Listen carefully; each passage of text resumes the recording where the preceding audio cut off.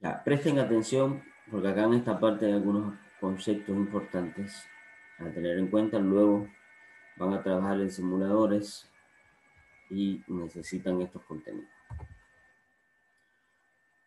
Bueno, acá vamos a ver algunos con los aspectos principales de la clase o del tema que vamos a ver. Vamos a ver dentro del tema de naturaleza de la ciencia, obtención de pruebas a favor de las teorías científicas de Emerson y Stark, que lograron pruebas a favor de la replicación semiconservativa del ácido desoxirribonucleico. Y aquí debemos comprender la traducción depende del apareamiento de bases complementarias entre codones de ARN mensajero y anticodones de ARN de transporte o transferencia. Los codones de 3 bases en el ARN mensajero se corresponden con un aminoácido en un polipéptido.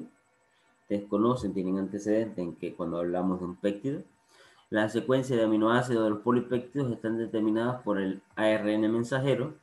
De acuerdo con el código genético, la traducción es la síntesis de polipéptidos en ribosomas o en los ribosomas. La transcripción es la síntesis de ARN mensajero copiado de las secuencias de base de ADN por ARN. Y en este caso interviene la enzima polimerasa. El ADN polimerasa une entre sí los nucleótidos para formar una nueva cadena, usando para ello las cadenas preexistentes como una plantilla o cadenas molde. La helicasa desenrolla la doble hélice y separa las dos cadenas mediante la ruptura de los puentes de hidrógenos. La replicación del ADN es semiconservativa y depende del apareamiento de bases complementarias. Y dentro de las aplicaciones, producción de insulina humana en bacterias, como un ejemplo de la universalidad del código genético, lo cual permite la transferencia de genes en especies, y el uso de ADN polimerasa para traducir múltiples copias del ADN rápidamente mediante la reacción en cadena, conocida también como pruebas PCR. Y habilidades experimentales, deducir la secuencia de base de ADN para la cadena de ARN mensajero mediante la utilización de simuladores. Usa una tabla de codones de ARN mensajero y sus aminoácidos correspondientes para reducir las secuencias de aminoácidos codificados por una cadena corta de ARN mensajero de una secuencia de bases conocida. Análisis de los resultados de Emerson y Stark para obtener el respaldo a favor de la teoría de la replicación semiconservativa del ADN y el uso de una tabla de código genético para deducir la correspondencia entre codones y aminoácidos. En síntesis, esto es lo que vamos a ver en este tema. Si se comprende de la mejor manera, van a poder conocer todos estos aspectos, estas habilidades experimentales y la comprensión del tema. Entonces comenzamos. Nosotros estudiamos ya y ustedes buscaron dentro de la bibliografía que consultaron qué es el genoma humano. Bueno, cuando hablamos del genoma humano, nos referimos a la totalidad de la información genética de un organismo. El genoma de un organismo es el conjunto de su información genética y por tanto la secuencia completa de bases de cada una de sus moléculas de ADN. El genoma humano está compuesto por 46 moléculas de ADN, conocidas como cromosomas, que se encuentran en el núcleo celular más el ADN mitocondrial. En plantas, el genoma está compuesto por ADN del núcleo más el de las mitocondrias más el de los cloroplastos. En procariotas, el genoma está compuesto por ADN del cromosoma circular más el de los plásmidos. Aquí vemos una tabla comparativa a partir de los cromosomas, o los genes específicos. Y vemos algunos ejemplos de organismos, por ejemplo, el arroz, tiene el número de genes que codifican proteína, 41.000. Tamaño del genoma en millones de pares de bases, 430. Vemos el de humanos, vemos el de la mosca de la fruta. Aquí está el de la mosca de la fruta basado en un experimento en islas de lo que sucedía en la transformación o los cambios de secuenciación de esta especie o de este organismo. El hongo, la levadura o la bacteria de Escherichia coli.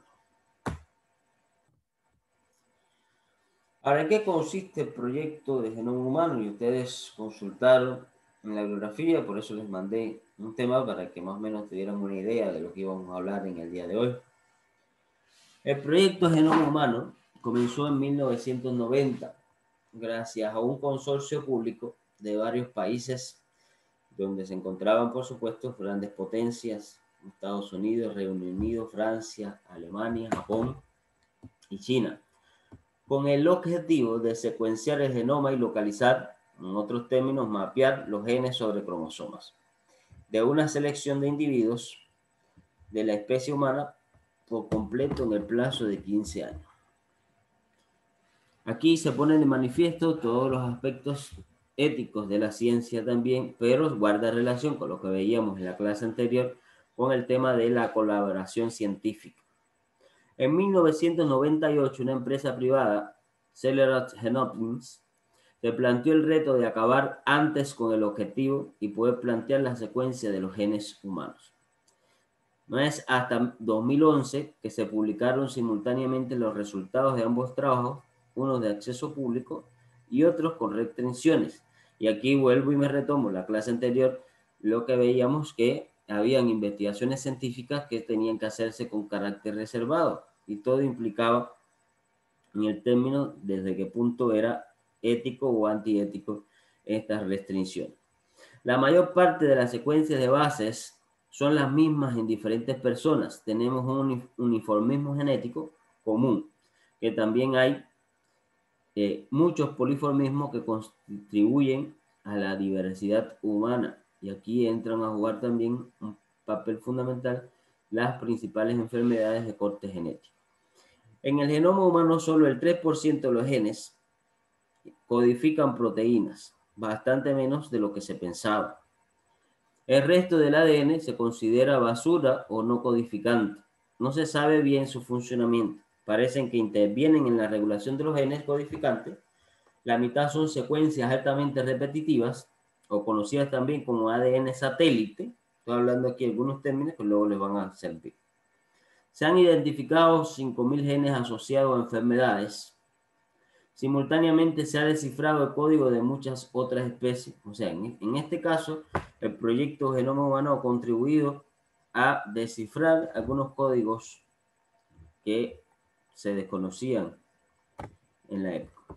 Bueno, acá vemos, por ejemplo, una explicación gráfica donde podemos hacer una comparación en porcientos en diferentes especies. Tenemos los humanos, el chimpancé, el ratón, la planta, el gusano y la mosca.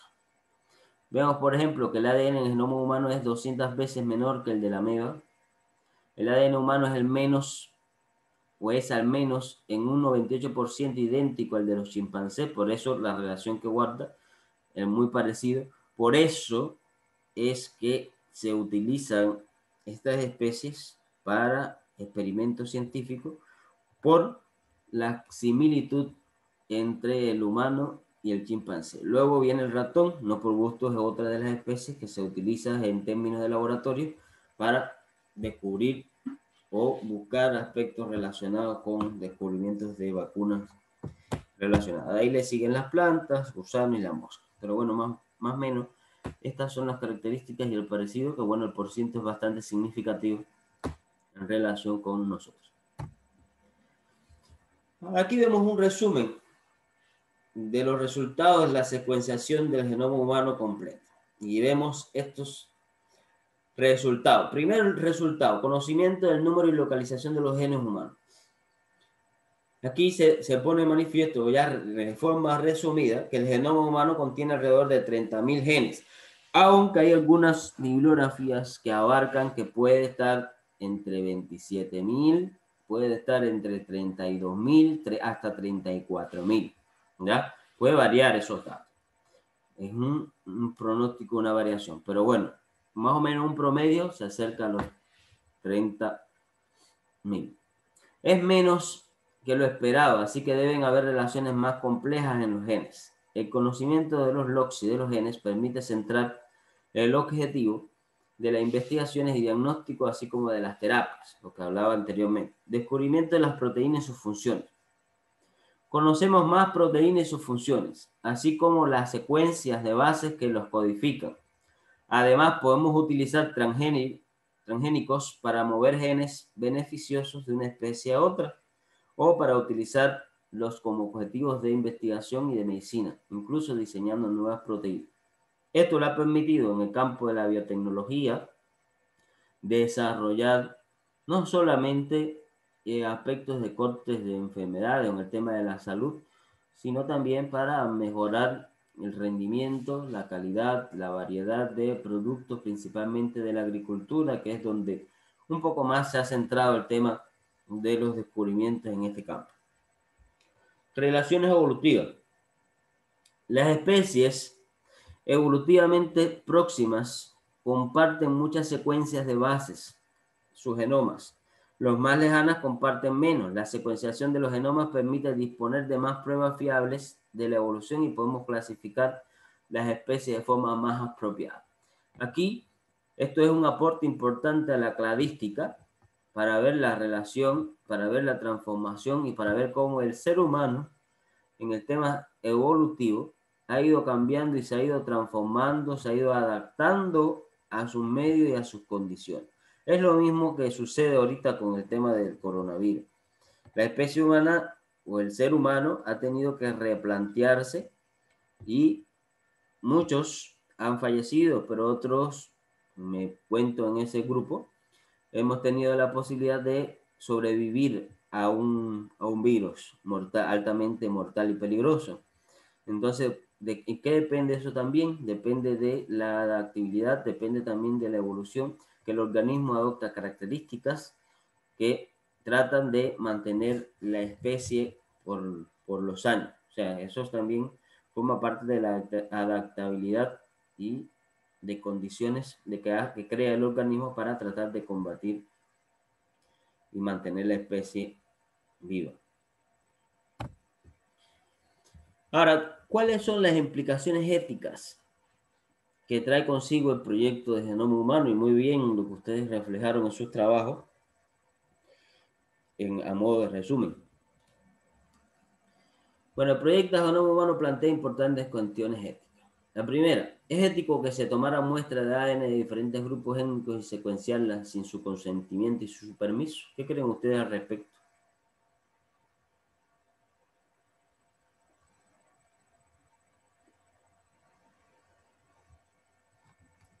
¿Les escucho?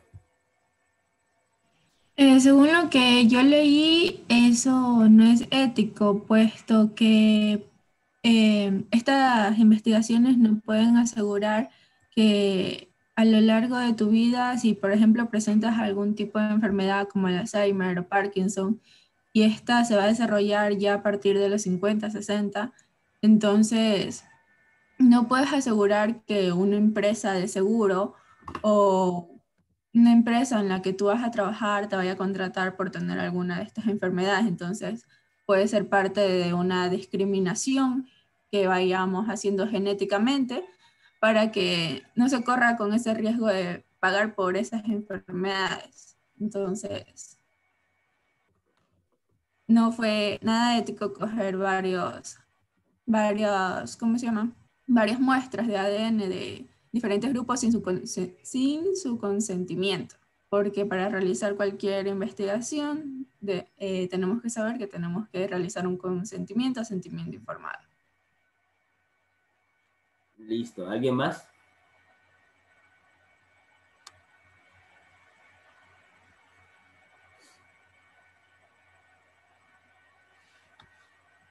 Ya, bueno, muy de acuerdo con la respuesta. O sea, no es ético que pasen por el mundo recogiendo muestras sin el consentimiento del ser humano para hacerlo. Por eso hoy muchos países han adoptado las leyes que establecen estas normas. Por ejemplo, hoy cuando se escogen los compañeros para aplicarle las vacunas contra el SARS-CoV-2019, se pide el consentimiento, se firma un documento donde la persona está de acuerdo a participar en la investigación. Y ya ahí es responsabilidad de la persona asumir el riesgo que está planteando. Otra de las interrogantes que nos planteaba en este tema decimos, ¿es ético que una compañía biotecnológica pueda patentar la secuencia de un gen e impedir que otras compañías puedan utilizar dicha información para sus investigaciones? ¿Desde qué punto sería ético o no?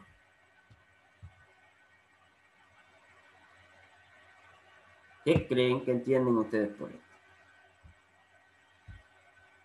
A partir de lo que estudiaron.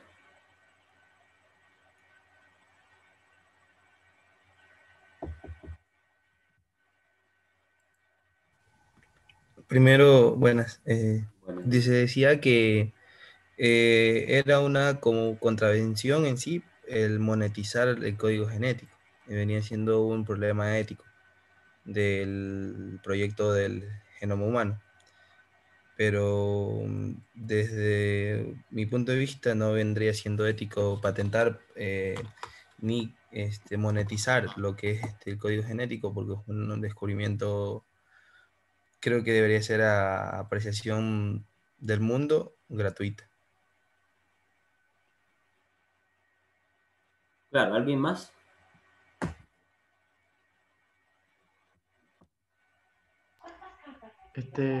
Hola, ¿se me oye? Sí, sí, sí.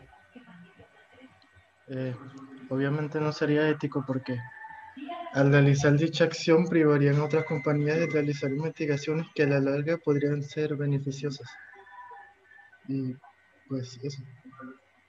Claro, fíjense, desde el punto de vista, bueno, sería lógico, sería lo más adecuado, sería ético que lo patentara, está correcto patentar. Pero lo que no estaría ético aquí es que impedir que otras compañías puedan utilizar dicha información. ¿Verdad? Tú puedes patentar porque el descubrimiento fue tuyo, la idea fue tuya, tú eres el dueño de la información, pero ¿cómo vas a prohibir que otras compañías puedan utilizar la información para sus investigaciones que pueden dar un resultado positivo no solamente para esa compañía, sino para las demás? Entonces ahí es donde incide, donde reside principalmente lo antiético. ¿Quién debería acceder a la información genética de una persona? ¿Deberían los gobiernos, las compañías aseguradoras o las fuerzas de seguridad conocer la composición genética de las personas? ¿Podría darse una discriminación genética en función de los genes y alelos que tenga una persona? Bueno, son algunas de las interrogantes que quiero que me ayuden a esclarecer o a responder, y al final yo comparto mi criterio. Comenzamos por la primera.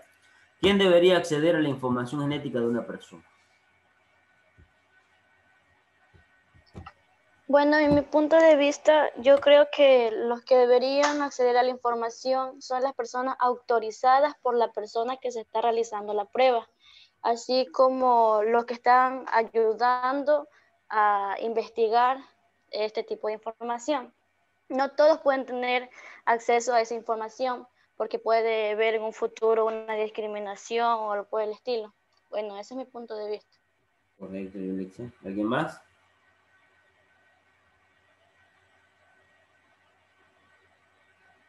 ¿Alguien más?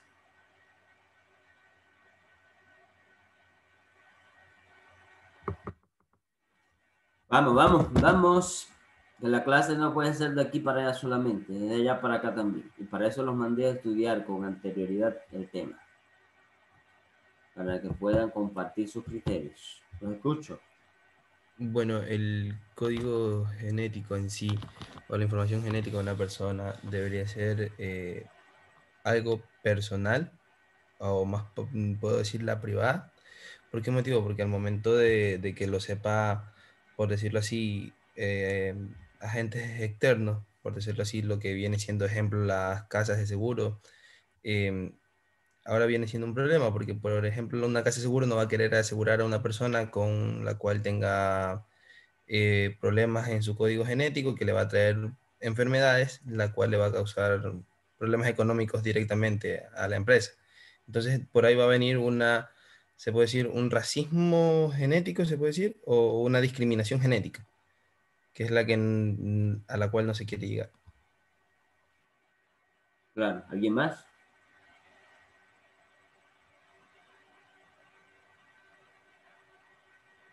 Fíjense, más adelante vamos a tocar otros temas, y has tocado un tema muy importante en el tema de la discriminación genética. Imagínense en que si cualquiera tuviera acceso a esa información de los genes del ser humano, ¿qué pasaría? Bueno, si se puede mejorar la raza, los feitos no teníamos cavidad en este mundo. Si el que crea la información es una persona racista, los negritos no tendrían posibilidad de sobrevivir en el mundo porque se extinguiría la especie a partir de esa información. Los inteligentes o los superdotados de información, de inteligencia, no del término que ustedes utilizan en Ecuador en el tema de dotado, sería una clase superior y estaríamos hablando de la Alemania fascista, o sea, de la clase superior en aquella época. Entonces, no sería bueno, no sería aconsejable que esa información estuviera en manos de pocas personas, porque se utilizaría de personas inescrupulosas en este caso, porque se utilizaría con fines de superioridad y es lo que no se quiere y es lo que hablamos en el término de la ética científica. Ahora, en el caso, acá vemos, si aumentamos la capacidad diagnóstica y predictiva de las enfermedades genéticas, el sistema de salud tendrá capacidad suficiente para prevenir y afrontar las terapias necesarias para toda la población. Esto es lo que está pasando, lo que no ha pasado en todo el mundo. Hoy, por ejemplo, la pandemia nos ha demostrado que los sistemas de salud a nivel mundial, incluso de las grandes potencias a nivel mundial, las que se jactaban de decir que tenían la mejor salud pública del mundo, quedó al desnudo. Quedó al desnudo porque vemos como las grandes potencias hoy, vemos Estados Unidos que ya sobrepasa los 230.000 muertos por el coronavirus, que es algo alarmante, y se supone que debía tener el mejor sistema de salud a nivel mundial. Y vemos que esos sistemas de salud han colapsado, no están preparados. Y esto en gran medida se debe porque los gobiernos, ya sea socialistas, capitalistas, lo que sea, no han puesto en primer lugar del eslabón al ser humano, sino han puesto sus intereses económicos en primer lugar y han descuidado todos estos aspectos sociales que son derechos ciudadanos, son derechos del ser humano entonces no se ha aumentado la capacidad, lo vimos en Ecuador, lo vimos en un Guayaquil colapsado, un Guayaquil que fue centro de atención del mundo. ¿Por qué? Porque la disponibilidad de ventiladores, la disponibilidad de medicamentos, la disponibilidad de personal calificado en el área de la salud para atender esta emergencia, no estaban creadas las condiciones. Y no solamente Guayaquil, hay muchos países que están involucrados. Pero bueno, lo vivimos en carne propia acá en el país y vimos las consecuencias de cuántas muertes, cuántas familias tuvieron que lamentar la pérdida de sus seres queridos y en gran medida vemos la responsabilidad de los máximos dirigentes a nivel de país por no crear las condiciones necesarias para prevenir y poder apalear estas situaciones que surgen a nivel mundial.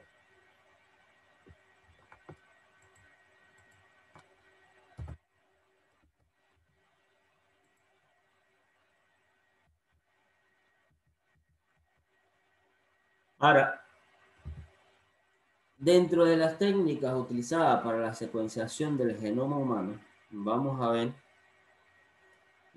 una técnica que es la secuenciación del genoma humano, muestra que todos los seres humanos comparten la inmensa mayoría de sus secuencias de base. Si bien hay muchos polimorfismos de nucleótidos individuales que contribuyen a la diversidad humana, ahí está, de que sea tan diversa la especie humana, de que no nos parezcamos unos a los otros, se fragmenta la molécula del ADN en segmentos pequeños y cada segmento se secuencia por separado. Se somete el fragmento del ADN polimerasa que empieza a copiar, pero el proceso de copia se detiene antes que finalice. Para detener el proceso se añaden nucleótidos modificados que no tienen grupos hidroxilos en el carbono 3 de la desoxirribosa y no pueden formar enlace fosfodiéster. Los nucleótidos modificados se añaden por separado, primero uno, por ejemplo, que lleva adenina, luego otro modificado que tenga timina, y así hasta completar los 4 tipos. Se producirán numerosas cadenas incompletas de ADN de diversas longitudes, cuyos nucleótidos final siempre será uno modificado. Se separan los fragmentos por tamaño por el método conocido por electroforesis y podemos identificar en cada uno de ellos en qué nucleótidos termina. Ordenando los fragmentos por tamaños podemos deducir la secuencia de bases de fragmentos. Uniendo la secuencia de unos fragmentos con las de otros se puede recomponer la secuencia completa del ADN original. También se conoce como recomposición. El proceso se acelera si los nucleótidos modificados incorporan un marcador fluorescente diferente para cada uno, que puede ser detectado y leído automáticamente por una máquina secuenciadora de ADN. Bueno, estas son algunas de las técnicas que se utilizan para la secuenciación del genoma humano. Esto no me tengo aquí porque esto lo van a tener acceso a esta presentación para que hagan su resumen. Aquí vemos cómo consiste la replicación del ácido desoxirribonucleico. Y vemos en un gráfico cómo se manifiesta. Bueno, la replicación del ADN es el proceso mediante el cual la molécula de ADN se duplica y forma una copia idéntica a la original. Se hacen copias exactas de todas las moléculas de ADN y ello ocurre durante la fase S, conocida también como fase de síntesis de la interfase entre la mitosis. Al inicio, la mitosis, cada cromosoma tiene 2 cromatidas hermanas, el ADN empaquetado y copiado, que posteriormente se separan. Al final de la mitosis, cada célula hija, esto lo vieron en biología celular en primer semestre, contiene un lote completo de cromosomas y por tanto de moléculas de ADN. La mitosis asegura que cada célula hija tenga el número correcto de cromosomas gracias al alineamiento en el ecuador, conocido también como la metafase, y la separación de las cromatidas por las fibras del huso durante la anafase. En la telofase hay un lote completo de cromosomas de moléculas de ADN en cada polo y se forman 2 núcleos idénticos con el ADN. Aquí ocurre, este es el ciclo celular de lo que va ocurriendo en cada una de las fases. Y por lo general, la célula permanece una gran parte en la replicación del ADN, conocida como la síntesis, y en la G2 antes de la profase. Vemos todo el procedimiento de lo que ocurre en el proceso. Aquí vemos, por ejemplo, un cromosoma. Vemos el centrómero, que es la parte que une a las 2 cromatidas hermanas en el centro. Es importante que conozcan. Ahora, cuando hablamos del término de replicación semiconservativa del ADN, esto va a depender en gran medida de las bases complementarias. Y es aquí donde entran 2 científicos importantes, Watson y Crick, cuando propusieron el modelo de la doble hélice para explicar la estructura del ADN. Sugirieron al mismo tiempo que la complementariedad entre las 2 cadenas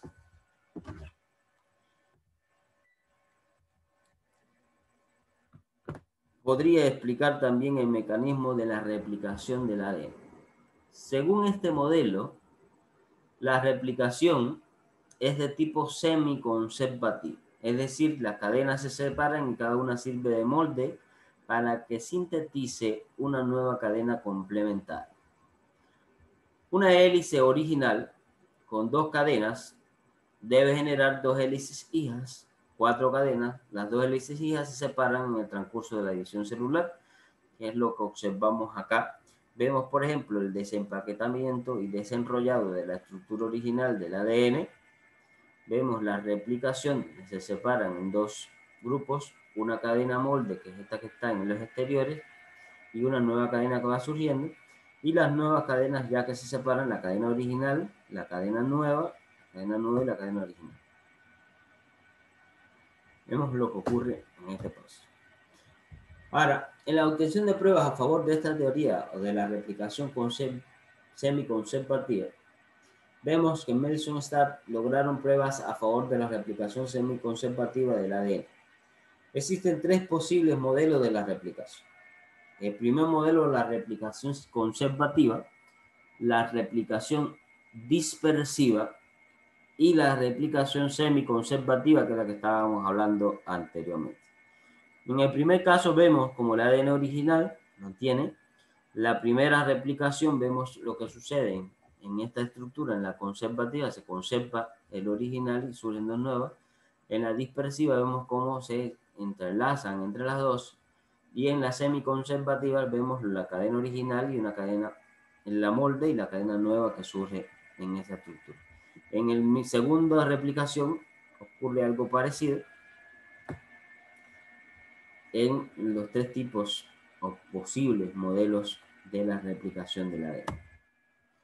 Ahora, para esto se basaron en un experimento de Melson y Stark utilizando nitrógeno.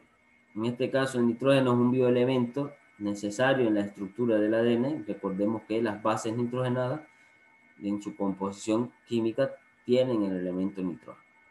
Ahora, en este caso, el nitrógeno más común es el nitrógeno 14, que es un isótopo, también llamado nitrógeno ligero, y el isótopo nitrógeno 15, que contiene un neutrón más y lo hace más pesado. Por lo tanto, estamos hablando de nitrógeno 14 y 15, uno ligero y uno pesado. Si cultivamos durante muchas generaciones células como la bacteria Escherichia coli en un medio con nitrógeno ligero, todas sus bases lo incorporarán y su ADN será ligero. En este caso, hablando de la densidad, será menos denso. Si en un medio con nitrógeno pesado o el isótopo 15, todas sus bases lo incorporarán y su ADN será pesado, más denso. Acá vemos el experimento en dos frascos, dos Erlenmeyer. Vemos en los cultivos bacterianos de la bacteria Escherichia coli, vemos su estructura, en el caso del nitrógeno 15, utilizando el isótopo 15 pesado y el isótopo más ligero.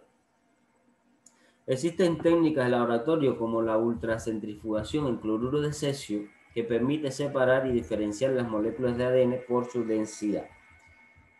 No sé si tuvieran la oportunidad en el laboratorio, por ejemplo, se puede separar la estructura del ADN, se puede observar la visualización del ADN cuando en el jugo del tomate mediante el proceso de centrifugación y utilizando el etanol como medio. Ahora aquí vemos, por ejemplo, el análisis de los resultados de Melson y Stark para tener un respaldo a partir de la teoría de la replicación semiconservativa del ADN. O sea, un respaldo ya investigativo. Toda investigación científica tiene que ir respaldada. No solamente se puede basar en teoría. Considerado como uno de los experimentos más bellos de la biología, Melson y Stark diseñaron un método sencillo que no dejaba lugar a dudas sobre el modelo correcto de replicación del ADN. Cultivaron durante muchas generaciones bacterias de Escherichia coli en un medio nutritivo con nitrógeno pesado 15. En un momento determinado, le transfieren a un medio con 14, un nitrógeno ligero, y recogen muestras cada 20 minutos, analizando cómo va cambiando la densidad del ADN. Los resultados son los siguientes. Y observar, por ejemplo, vemos aquí la explicación, las diferentes generaciones, generación 0, 1, 2, 3, 4.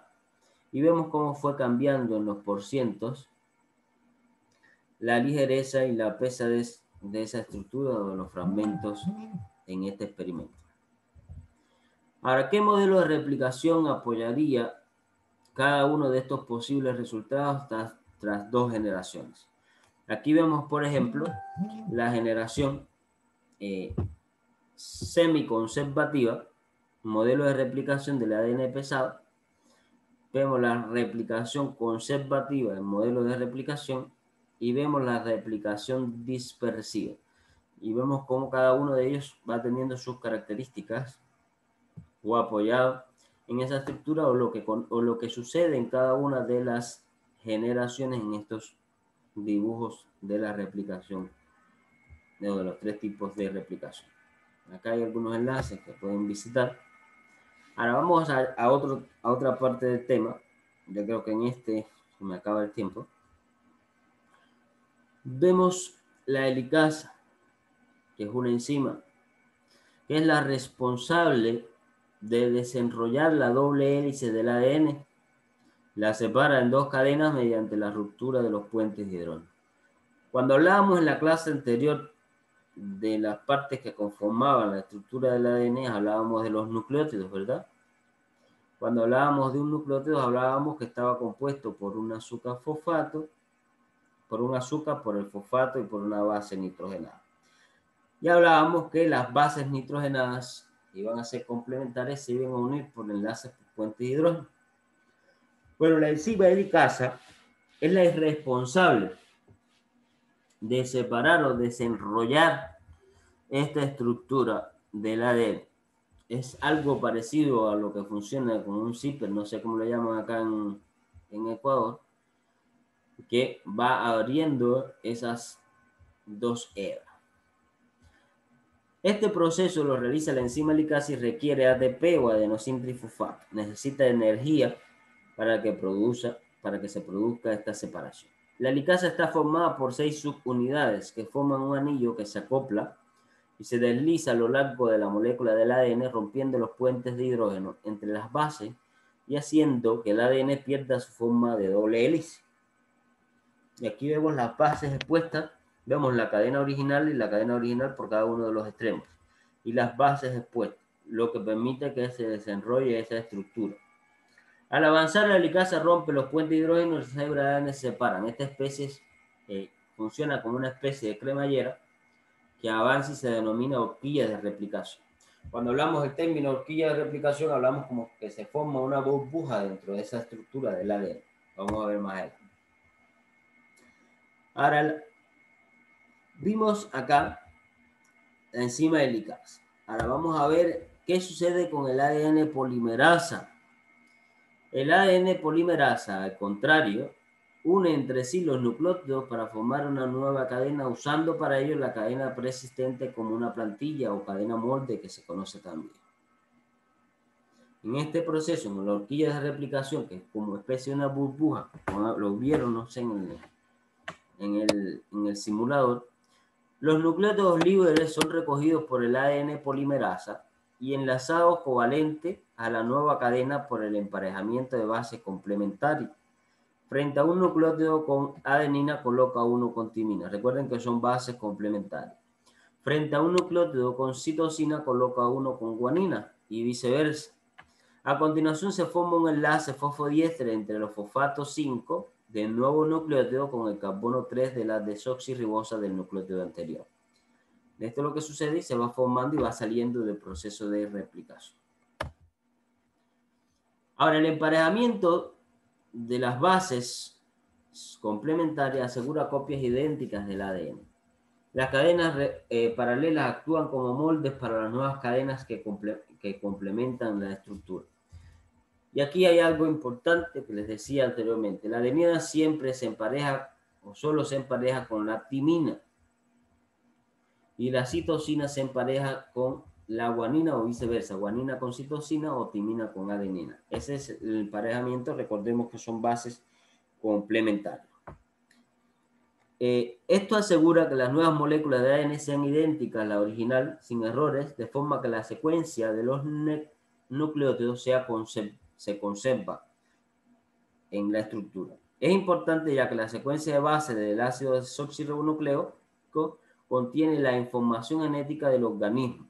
Un error en el orden de las bases puede producir un error en la expresión genética, síntesis de proteínas, que podría ser perjudicial, incluso fatal para la célula o el organismo. Y aquí surgen un grupo importante de enfermedades cuando ocurren errores de corte genéticos en este proceso.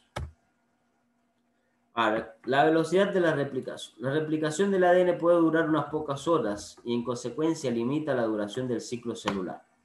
Le hablaba ahorita del tema de horquilla de replicación y la vemos acá, que son como pequeñas burbujas que se forman en esa doble hélice.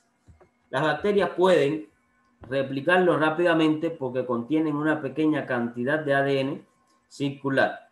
Los organismos eucariotas aceleran la replicación del ADN, en este caso, al tener miles de horquillas de replicación a lo largo de la molécula. Aquí vemos y observamos las horquillas de replicación, que son pequeñas burbujas que se producen a partir de las enzimas que logran separar las dos bases nitrogenadas o romper los puentes de hidrógeno que se forman entre estas dos estructuras. Ahora, existe una técnica, o lo conocido también como el PCR, que es la reacción en cadena de la polimerasa, conocida también como uso de TAC ADN polimerasa para producir múltiples copias de ADN rápidamente mediante la reacción en cadena de la polimerasa. Estas pruebas se utilizan para detectar el COVID actualmente. Le hemos escuchado, hágase una prueba PCR, no una prueba rápida, para poder detectar con exactitud el virus. La reacción en cadena de la polimerasa, en este caso, es una técnica básica en la biología molecular que permite copiar en grandes cantidades pequeños fragmentos aislados del ADN y obtener multitud de copias con diversos fines. Por ejemplo, uno de los primeros fines, identificación de virus o bacterias en una persona enferma. Lo vemos actual. Diagnóstico de enfermedades hereditarias y mutaciones. Lo vemos también. O sea, las pruebas PCR permiten también en la actualidad ver si el virus ha cambiado, si el virus cambia sus estructuras, si muta o va cambiando toda su composición. Pruebas de paternidad, pruebas forenses, análisis de pruebas paleontológicas y evolutivas a partir de para determinar la cantidad de años que pueda tener una muestra que se encuentra. Investigación científica y recombinación del ADN de distintas especies, también con fines investigativos, para tratar de contrarrestar de algunos errores que existen en el corte genético. Estas es una prueba muy importante y que ha revolucionado también el campo de la biología molecular. Aquí vemos, por ejemplo, que el proceso se hace automáticamente en una termocicladora a la que hay que agregar 4 ingredientes que son muestra del ADN, cebadores, núcleos libres y ADN polimerasa, que se someten a cambios casi instantáneos de temperatura entre 40 y 94 grados centígrados durante cortos periodos de tiempo de hasta 30 veces por ciclo. Acá vemos, por ejemplo, lo que sucede a partir de 2 copias, luego se obtienen 4, luego se obtienen 8, van duplicándose hasta obtener una infinidad de copias. Vamos a ver en qué consiste el ciclo de aplicación del PCR y vamos a ver, estos son aspectos importantes a tener en cuenta ahí. Bueno, en cada ciclo de la reacción se duplica el número de moléculas de ADN y cada ciclo se produce en 3 pasos. Estos 3 pasos son desnaturalización. Esto ocurre a altas temperaturas, se calienta la termocicladora a 95 grados, se desnaturaliza el fragmento de la muestra de ADN, se rompen los puentes de hidrógeno en 3 bases complementarias, separándose sus 2 cadenas. El segundo paso es acoplamiento de cebadores a bajas temperaturas. La mezcla se enfría a 45 grados y los cebadores o iniciadores, pequeños polinucleótidos sintéticos, que se alinean sobre una secuencia específica del ADN donde queremos que inicie la replicación. Cuando veamos cómo ocurre este proceso de traducción, vamos a ver entonces más adelante, vamos a ver los tripletes que intervienen en el código genético. Y el otro es síntesis o replicación del ADN en temperaturas intermedias. Sube la temperatura a 72 y el ADN polimerasa replica el ADN a partir de donde se situó el cebador, conocido también como acelerador. El ciclo completo dura de 1 a 2 minutos. Tras 20-30 ciclos se obtienen miles de millones de copias de fragmentos del ADN. Y ahí se puede obtener en % si es positivo o no la característica en dependencia de qué fin quiso utilizar este fragmento. Sabemos un laboratorio virtual que tienen el enlace para que hagan el proceso. Ustedes, por ejemplo, vamos a ver si se abre.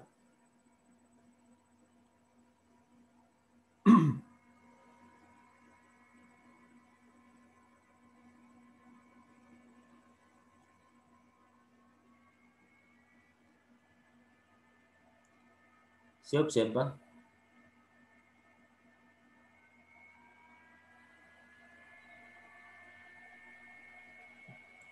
tengo que descargar, permitir, vamos a ver si quiero ejecutar, si lo va a ejecutar.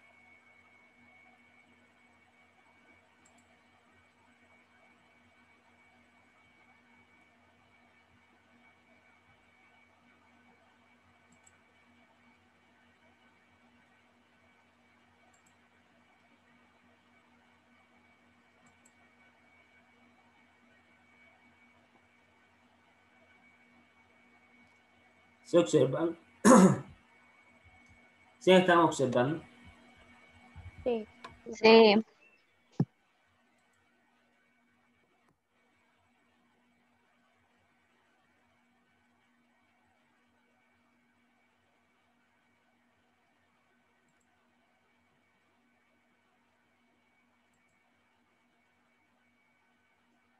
Miren, se coge la muestra.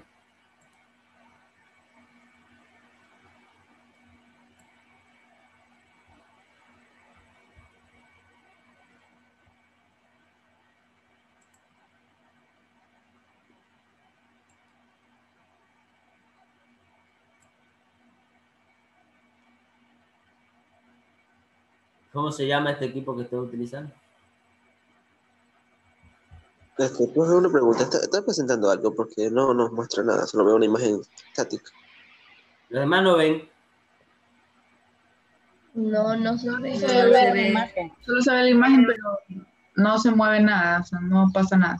Ya, solo se quedó estática la imagen. Bueno, ustedes van a tener que, me parece que hay problema en la conexión. No se ve nada, no ve el procedimiento que estoy haciendo ni nada. No, profesor, no se ve nada. Sí se siente el sonido. Si se escuchan sonidos. Ya, es que no, o sea, no. Ya, se vio, es exacto, porque están viendo la imagen estática. Ya, un momentito. Es lo que estaba pasando.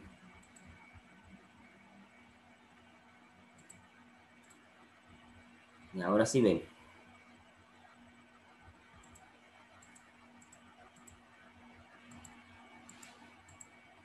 Ahí sí ven. Sí, ahora sí. Ahí Ya, sí, profesor. ahí vemos todo el proceso, cómo ocurre a partir de la prueba PCR, cómo se obtiene el resultado, el núcleo celular, el ADN, se extrae fragmentos.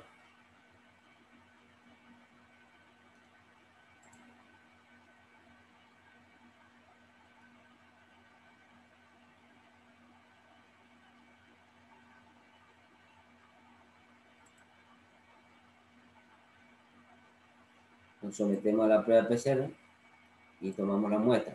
Les preguntaba cómo se llama este equipo que estoy utilizando. La pipeta. Pipeta. Una micropipeta, ¿ya?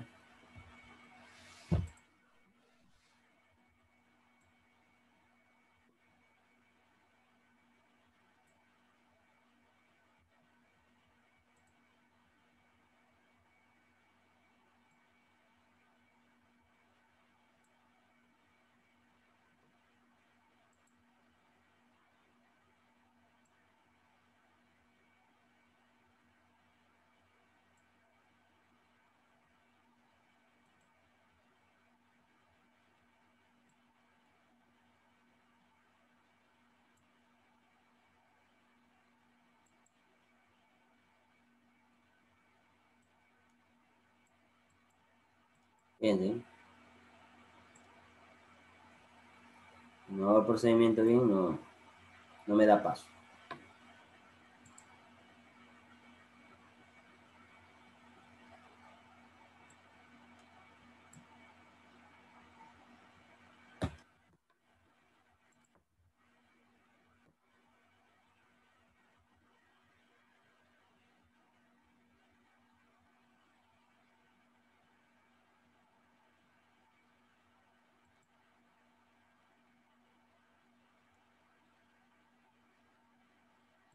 La separación, las nuevas, el ADN polimerasa.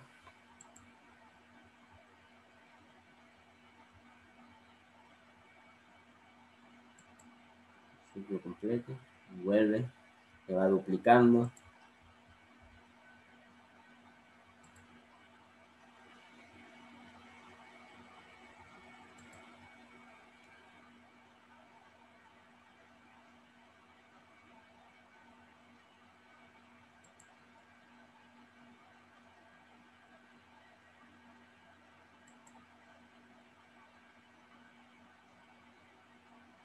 Esto es todo lo que ocurre en un proceso de una prueba PCR, lo que le explicaba anteriormente, hasta completar el ciclo de 30 y se obtienen todas las copias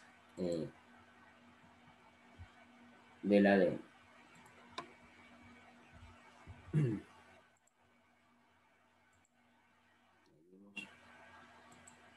En la imagen fija. Ahora sí ven la imagen fija, ¿no?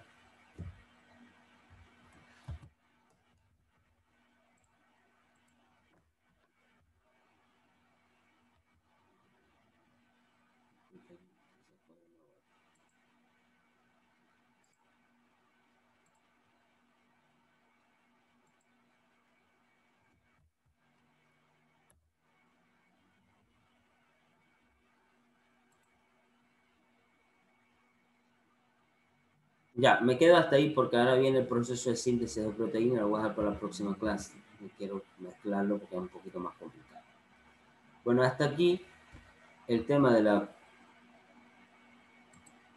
la clase de hoy, lo que veíamos. Tiene que haberse habilitado en este momento ya una actividad que van a hacer para presentación en la próxima clase. Nosotros dejamos la otra parte del tema. Bueno, aquí vimos, les decía, todos los aspectos básicos, principalmente las características de a que llamamos genoma humano. El proyecto de genoma humano, ustedes tuvieron la posibilidad de investigar la similitud que existe entre las diferentes especies. Vimos las técnicas que se utilizan para la secuenciación del genoma humano. Es muy importante conocer que se fragmenta la molécula del ADN, todos los pasos que se hacen, que consisten a partir de los conocimientos, la replicación, a partir de los experimentos de Watson y Crick. Vimos también las teorías planteadas, respaldadas de la replicación semiconservativa planteada por Merson y Stark, que principalmente lograron pruebas a favor de la replicación semiconservativa. Vimos el experimento basado en el nitrógeno 14 o los isótopos de nitrógeno 14 y 15. Y vimos las técnicas que se utilizan o la prueba que se utiliza como PCR, pero antes de eso vimos, por ejemplo, la función de la helicasa o de la enzima helicasa, que es separar la doble hélice o rompiendo los enlaces por puente hidrógeno. Vimos la función de la enzima polimerasa, que la función que tiene es unir los nucleótidos para formar la nueva cadena del ADN a partir de las bases complementarias. Y recordemos que las bases, como su nombre lo indica, son complementarias. Solo se puede emparejar adenina con timina, citosina con guanina o viceversa entre ellas, timina con adenina o guanina con citosina. Y que en el caso de los fragmentos del ARN, recordemos que se sustituye la base nitrogenada timina por uracilo. En el caso de las técnicas que es importante, las PCR se aplican principalmente para obtener diferentes fines. Dentro de ellos encontramos identificar virus, bacterias, entre otros, diagnóstico de enfermedades hereditarias, pruebas de paternidad, pruebas forenses, análisis de pruebas paleontológicas y evolutivas o investigaciones científicas del corte de recombinación del ADN en las especies. Y que dentro del ciclo de ampliación del PCR se encuentran tres pasos, tres aspectos fundamentales, que son la desnaturalización, el acoplamiento de cebadores y la síntesis o replicación del ADN. Estos son los tres aspectos fundamentales a tener en cuenta por ustedes. Entonces, les dejo la actividad, los voy a agrupar por grupos. Una vez ya que se agrupen, regresemos de nuevo a la sala para probar si funciona todo normal. Yo los voy a grabar por grupos. Ustedes son 24. Vamos a asignarlo 4, lo podemos llevar a 5 grupos. 5 grupos vamos a crear. 5 grupos. Y ya aquí les voy a dar quiénes son los grupos para que los tengan y después se unan a hacer. Grupo 1 es Catherine Cedeño Zambrano, Stephanie Magallanes, Valeria Vergara, Yulexi Salazar y Zambrano Grace. Ya, ahí Catherine Cedeño era la jefa de ese grupo. Grupo 2, Yacine, Yulisa Zavala, Lice Cerón Andrade, Mabe Apolo, Milen Cabrera. Yulisa, la jefa de ese grupo.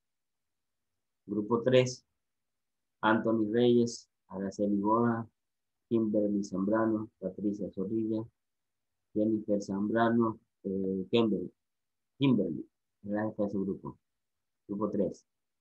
Grupo 4, Ángela Figueroa, Jean Luis Pilar, Moreira de Yarit Ángela, de la jefa de ese grupo 4. Grupo 5, Aaron Villavicencio, Brian Calderón, Kevin Lord, Paola Patricia Palacio. Paola, de la jefa de ese grupo. Y ahí los llevo, los voy a llevar a sala y regresan. Cuando les va a llegar un mensaje, unirse a la sala, se unen.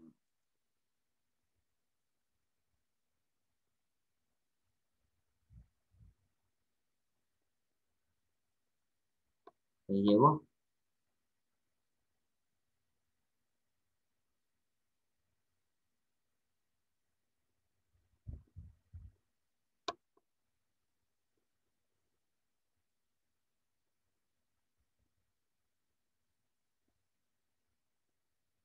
En el grupo 1, ¿verdad? No, todavía. Es una sala principal.